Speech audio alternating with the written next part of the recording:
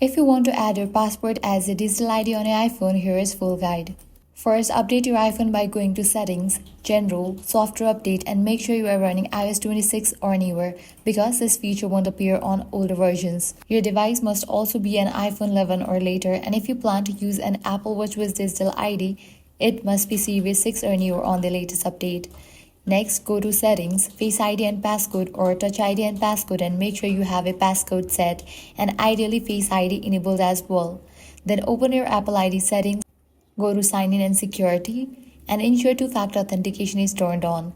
After that, go to Settings, General, Language and Region and confirm your region is set to United States since only US passports are supported at the moment. Once all this is set up, open your wallet app, tap the plus icon, choose driver's license and ID card and then select Digital ID, tap Continue and scan the page of your passport that contains your photo and machine readable lines. Make sure the passport is not expired and that the chip can be read. Sometimes it may take a few attempts to successfully scan. Once scanned, your passport will be added as a digital ID on your phone. So that's a wrap for this video. If this guide helped you out, do not forget to like, share and subscribe. Thanks for watching.